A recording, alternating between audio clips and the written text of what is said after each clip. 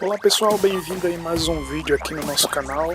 Voltamos dessa vez aí para mostrar a vocês nesse unboxing, né? Esse fone de ouvido Bluetooth aí, um fone muito bacana, o F-47 aí. É um fone muito bacana para você que está em busca de um fone de ouvido, né? Bluetooth, que você não precisa gastar rios de dinheiro, aí vai uma boa opção para você. Eu vendo ele aqui na loja a partir de R$60, né? Outros locais você pode até encontrar mais barato, mas aqui em Salvador, onde eu fico, eu vendo esse valor aí. E esse fone é muito bacana porque também ele aceita cartão de memória, né? Você pode colocar o cartão de memória, colocar suas músicas, ou pode usar ele com seu celular, na sua TV.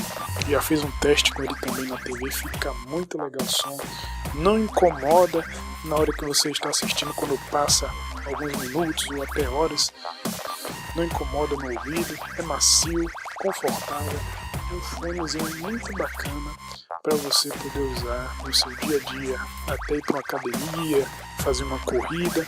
Uma ótima opção aí para você que está em busca de um fone acessível, né? Porque do jeito que estão as coisas hoje em dia, com essa crise aí, né, tudo com preço alto, tá uma boa opção para você que está em busca de um fone bacana para poder usar no seu dia a dia.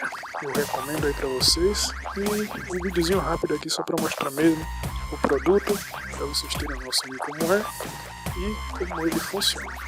Valeu pessoal, até o próximo vídeo, e deixa aí sua curtida, curta aí o nosso canal também, compartilhe esse vídeo e valeu, dê o seu like, o seu dislike e vamos em frente. Até a próxima, um abraço e tchau!